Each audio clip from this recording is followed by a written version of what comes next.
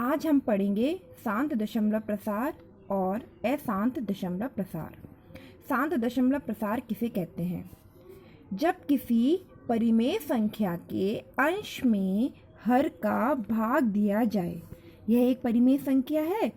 हम जानते हैं बटे के ऊपर वाली संख्या तो अंश होती है, नीचे वाली संख्या हर होती है, और हम ऊपर वाली संख्या में नीचे वाली संख्या का भाग देते हैं, यानी अंश में हर का भाग देते हैं।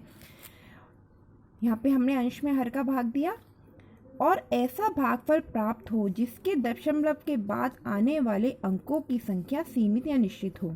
हमने 25 में 4 का भाग दिया, भाग देते गए और एक ऐसी स्थिति आई कि दशमलव के बाद हमने अंक लेने शुरू कर दिए और यहाँ पे भाग जब देते गए तो शेषफल 0 आ गया। मतलब आपका शेषफल 0 आ जाना चाहिए। यहाँ पे जो दशमलव के बाद अंक होने चाहिए वो कहीं ना कहीं जाकर ख़त्म हो जाने चाहिए। जरूरी नहीं है 2 अंक बाद ही, दशमलव के 2 अंक बाद, 3 अंक बाद, 4 अंक बाद, 5 अंक बाद, कहीं ना कहीं जाकर यह जो दशमलव के अंकों की संख्या वो सीमित होनी चाहिए। सीमित होगी तभी यहाँ पे भागफल 0 आएगा। यदि यहाँ पे अंकों की संख्या चलती जाएगी अनंत तक तो भागफल 0 नहीं आएगा। तो ये समझ लो कि भागफल 0 आ जाए तो अंकों की संख्या सीमित रहेगी दशमलव के बाद। तो ये जो भागफल है यह इस परिमेय संख्या का शांत दशमलव प्रसार कहलाएगा। यानी कि ये जो भागफल है ये इसका दशमलव प्रसार होगा, और क्योंकि अंकों की संख्या सीमित है तो ये कैसा दशमलव प्रसार होगा? शांत दशमलव प्रसार।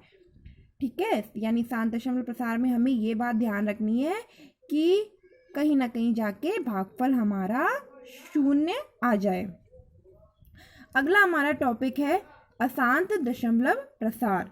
अशांत दशमलव प्रसार किसे कहते हैं?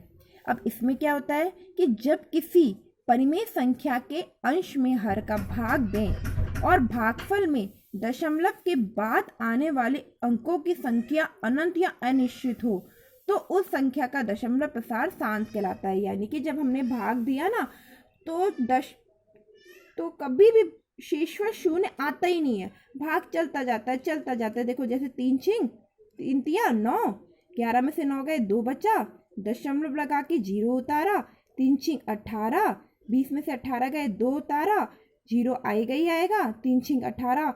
अब देखो ये भागफल चलता ही जाएगा और कभी भी शेषफल 0 नहीं आएगा।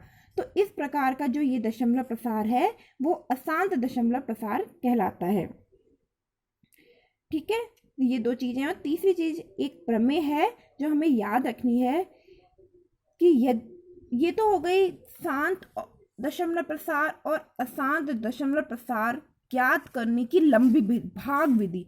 इसमें यदि आपको कोई परिमेय संख्या दे दी जाएगी और पूछा जाएगा कि बताओ कौन सी संख्या शांत है, कौन सी संख्या का दशमलव प्रसार शांत है, कौन सी संख्या का दशमलव प्रसार अशांत है, तो आपको लंबा भाग देना पड़ेगा। यहाँ पे तो दशमलव के बाद 2 अंक के बाद ही खत्म हो गया, लेकिन जरूरी थोड़ा है 2 अंक के बाद खत्म हो सकता है ये लगातार चलता भी जाए, बहुत ज़्यादा देर बाद खत्म हो, तो हमारे पास इतना टाइम थोड़ी ना होता है।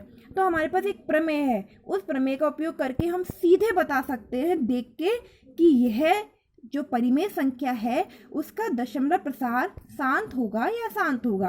अब वो प्रमेय क्या है?